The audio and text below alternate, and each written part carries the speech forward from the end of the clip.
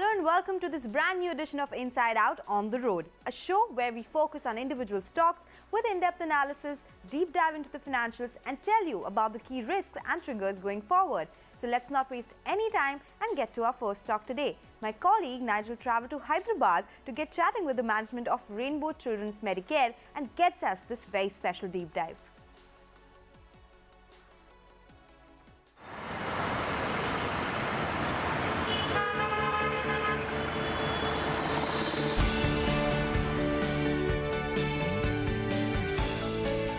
Good to meet you, Dr. Ramesh. Absolute pleasure. Yeah, good morning. Welcome to the world of children's healthcare. Absolutely. Come.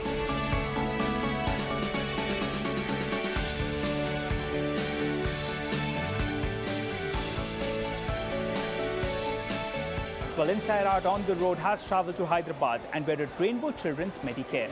As the name suggests, it's a multi-specialty pediatric hospital chain with close to around 30% of their revenues coming in from women's care, while 70% comes in from pediatric care. They deal with pediatric ICU, pediatric tertiary and quaternary care. Well, their women's care includes hysterectomy and laparoscopy. Their pediatric care includes preborn babies, transplant of liver, kidney and bone marrow transplant. Well, it's a new kid on the block. It listed in 2022. They raised close to 1,580 crore rupees. 280 crores of that was a fresh issue, so the money flowed back to the company. While the remainder was money taken off the table by the promoter entity as well as CDC. A few specifics should come up for you.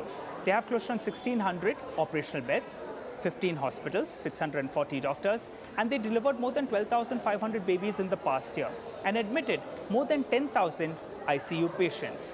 The geographic breakup as well comes up for you, and they're mostly focused in South India, with Hyderabad accounting for close to around 50% of their capacity. The occupancy level in the past year was around 45%. But what works for them is they break even at lower occupancy. That's close to around 35%. An adult hospital, remember, breaks even at around 50%. Their capex per bed as well is far lower. It's at around 50 to around 60 lakhs, which is much lower than adult hospital. The average revenue per bed in the past year, which was a COVID hit year, was around 51,500 rupees. That had a bit of a bump up because of the COVID vaccine revenues. Well, the average length of the stay as well in the hospital has been steady at around 3 days odd. Well, to run you through the IPO price and the price movement, well, it listed and the stock got a bit of a knock. And it went down close to around 25% post the listing. But from there, the stock has given you a 50% return. And now it's hovering around the 52-week high. Well, for the past year, they delivered revenues of around 975 crores with margins of around 32%. The ROC and ROE has been in the mid-20s. Balance sheet is solid with close to around 400 crores of cash in books, which means that is close to around 8% of their current market cap.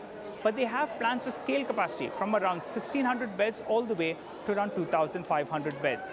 On the valuation front, it trades at a bit of a discount in comparison to its larger peers at around 17 times EV upon EBITDA.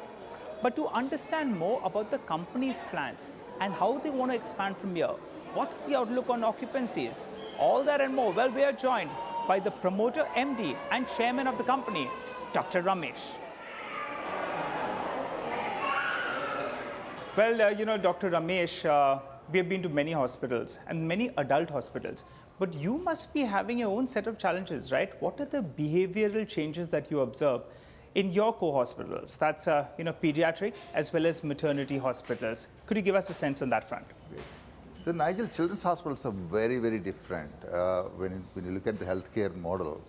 So generally, children's hospitals have got a very different fundamentals altogether. Because children's hospitals always have to be a kind of it's a multidisciplinary.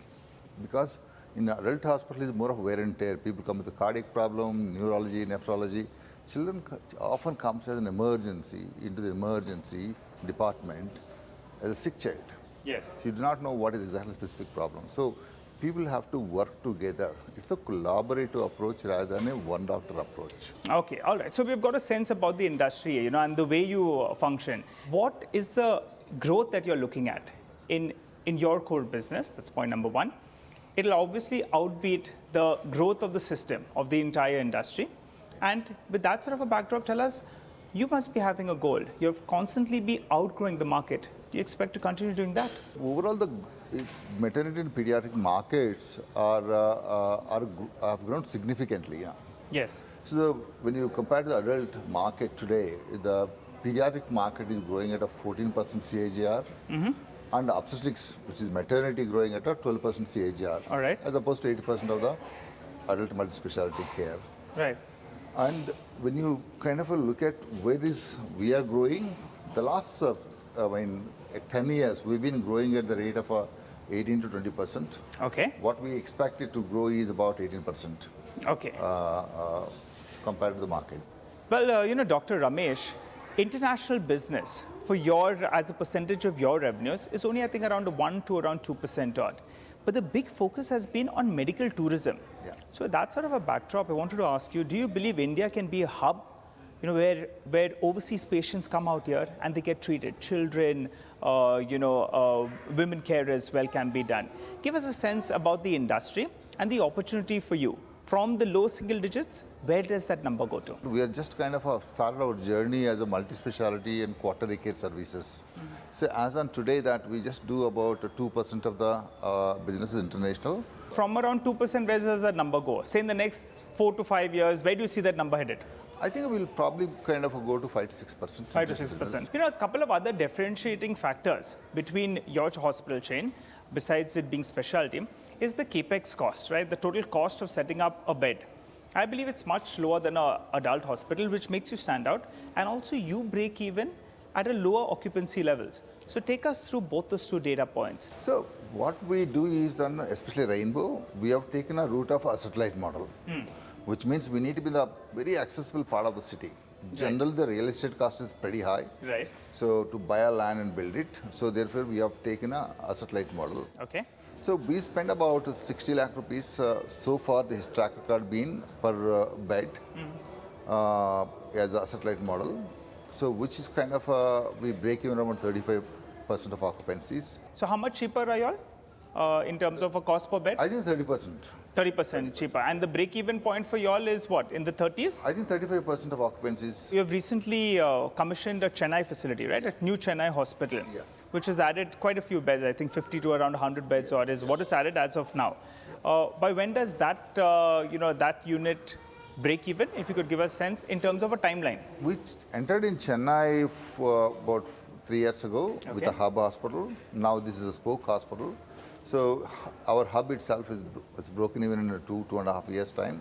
I would expect it to be a kind of a 1.5 year, the spoke hospital to do well, because it is in the area where there's a lot of young population.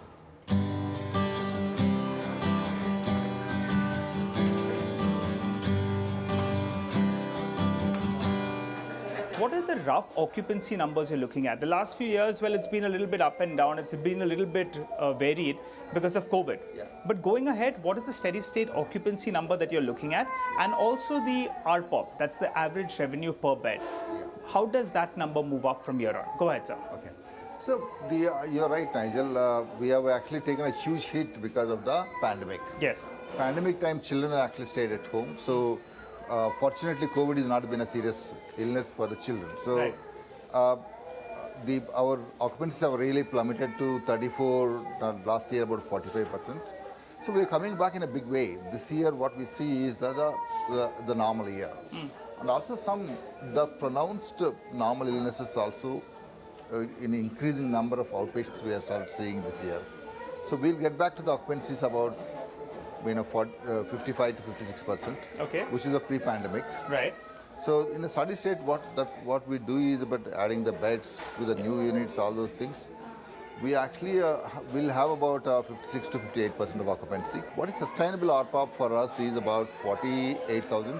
Yes. And also kind of we expect it to grow about 6%. 6%. 6 to 7% is the RPOP growth, and the rough occupancy that you're talking about is around 55 to around 56%. Yeah, absolutely. Got that.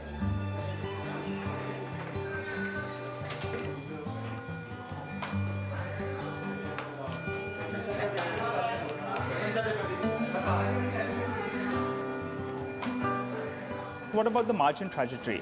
Well, what's the rough number? It's been all over the place yet again because of the changes, because of COVID. But a steady state, what is the rough number you look at? So, what we've been growing is about our numbers, clinical numbers. Me being a doctor, I always look at the clinical numbers. Yeah. We've been growing at 17% clinical numbers. So, what we witnessed in the past is about 24-25% of the EBITDA, Yeah. which is a pre-Ind AS. Pre-Ind Now AS. the new Ind AS standards about which adds rental also about 30%. And you have a big ambitious plan. From 1600, I understand that you want to go all the way to around 2500 beds. Yeah. So give us the geographic breakup. As of now, you're more south focused. How do you see that growth happening? And also any inorganic growth on on your radar? So now currently as we speak today, we are about 1730 beds. So that includes a new spoke. And also we manage 130 beds in Delhi. Yes. That's a DDA managed beds. So what we plan to do is from the IPO to 5 years is 1000 beds. Okay. So whatever the heroics, we have already done it. Yes. Because going to Bangalore, going to Chennai, going to the Delhi. So now the hub and spoke model is very well established in Hyderabad. Yeah. It's tracking well in Bangalore, and we want to replicate that same model in Chennai as well as NCR. Okay. So most of the beds are going in spokes Okay. in Hyderabad, Bangalore, Chennai, as well as NCR. So just let me get this right. You already have the hubs, now you're adding spokes to it. We're adding spokes. Okay. And also strengthening the hubs also, because the Bangalore is getting nicely kind of shaped up now. Yes. We're adding more services in hub in Yes. Bangalore. As we move next 2-3 years time, the Chennai and New Delhi has to be kind of something like a Banjara Hills in Hyderabad. And in the next 5 years, you'll be at around 2600 beds? Yes. I believe that you also could be looking at inorganic growth, but you've not commented on that so far, Doctor. So tell us, is there something that you're looking at, say in NCR, Delhi region, or maybe in the western part of the country? Is that a possibility, inorganic growth? No, absolutely. We are not kind of, we have cash in the balance sheet. Yes. So when if there is a opportunities, how we see is like, the alignment is very important. Yes. We are children's health care. So philosophical alignment is very, very important, where we can add actually at the scale. So these two are important factors for us to kind of go and do any acquisition. So such opportunities comes, definitely we will be kind of looking at it, especially in kind of west, Yes. where our presence is not there.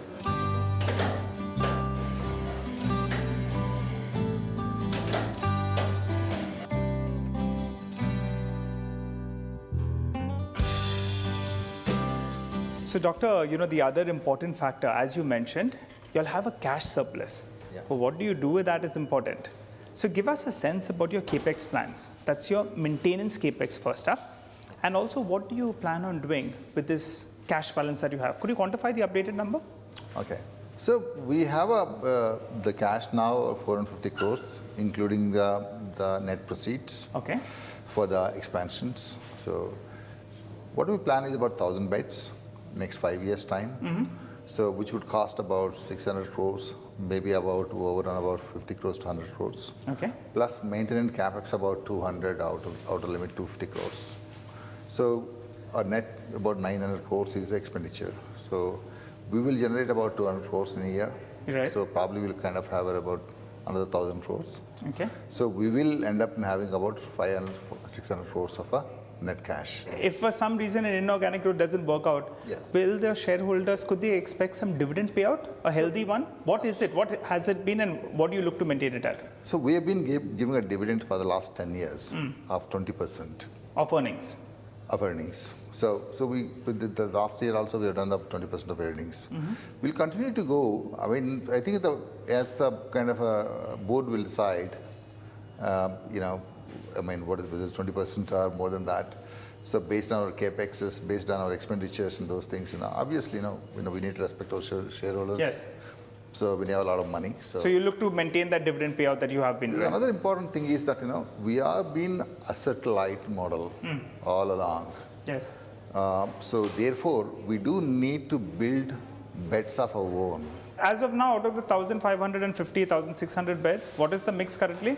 I think currently we have about 100 beds of our own. Okay. And in Visakhapatnam. I can add another 60 beds in Visakhapatnam in the same premises because it's a larger premises. So around 10% is currently owned and the remainder is leased. Yeah. If you ask me, the healthy mix probably about 30-35%. 5, 6, 7 years down the line is probably a healthier. What about if you could give us a sense about the current shareholding? You had CDC that grew the business with you over the last few years. Now, when you all did their IPO, you took some money off the table and they as well. But they still have close to 15% stake in the company. What's their plan? Are they planning on, have they told you anything? So they have a 14.9% stake still left. I think, I haven't heard anything from them yet.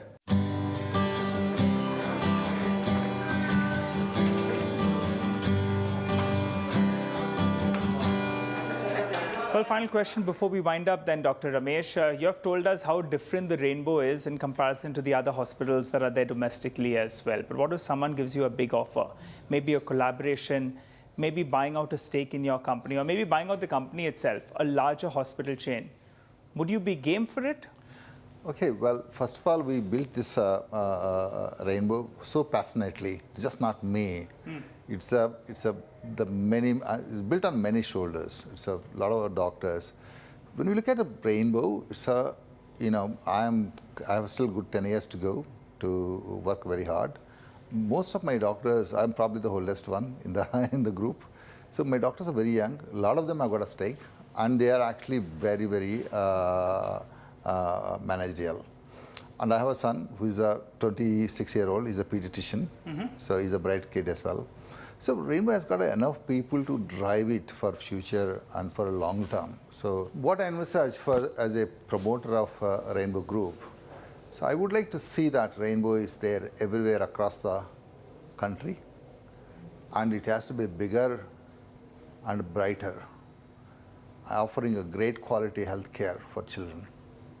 On that optimistic note, well, it's been a pleasure talking to you, Dr. Ramesh. Thank you very much. Wishing you all the best in the times to come. Great meeting you, Nigel. Thank you. Okay, that was a deep dive into Rainbow Children's Medicare. Interesting inputs out there. But time to slip into a short break now. We'll come back with another interesting stock. S H Kelkar is in the Swotlight on the other side. Stay tuned.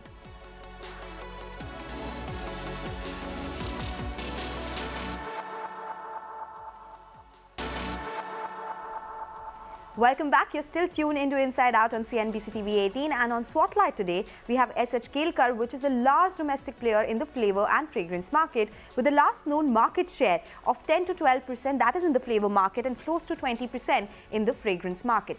So basically, the products that the company makes is used as a raw material in many industries. Flavors are used in baked goods, dairy products, beverages and pharma products as well. And fragrances are used in personal wash, there's fabric care, household products, skin and hair care as well. The company, for its own manufacturing, uses 1,500 products as raw materials. The broader categories of these raw materials, out of which 50% are imported.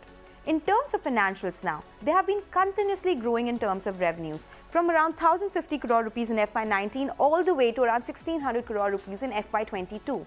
However, margins have been coming down and are very volatile. After a sharp increase from FY19 levels from 13% to almost 18%, they are now back to those levels because of sharp hike in raw material prices. Profits as well have been impacted and are very volatile, as you can see on your screen. So financials are not very inspiring. The company gets 90% revenues from flavors and just 10% coming in from fragrance. In terms of geography, most revenues come in from India, around 21% each from Europe and rest of the world markets. This company is known for inorganic growth. They have made a lot of acquisitions in the past and will continue to do so as per the management. In FY22, they acquired Holland Aromatics BV and New Taste Food and Drink Private Limited to expand into newer markets. With New Taste Foods, they want to focus on QSR space, as according to the company, 2,000 crore worth of flavor and savory products going into QSR. And they are looking at a 200 crore worth of potential market from this. And from current levels of 12 crores currently, they plan to grow at a faster pace.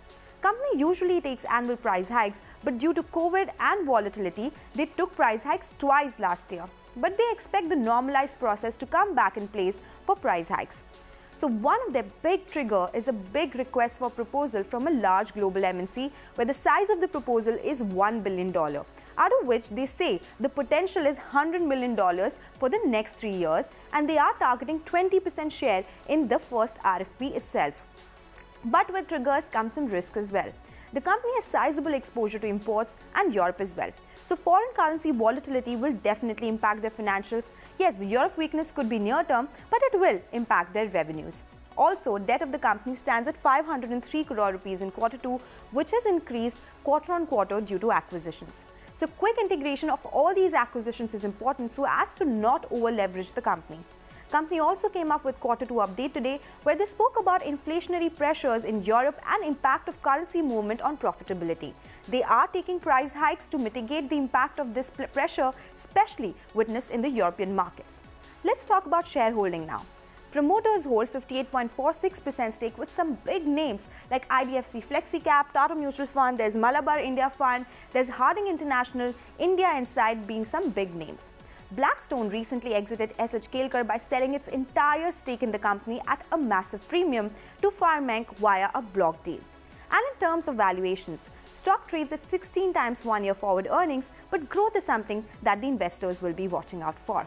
And with that, we have run out of time on this episode of Inside Out. It's a goodbye from Nigel and I. But do write to us and tell us the companies you want us to discuss and you want to hear about. And we'll feature these on our show. Thanks a lot for watching.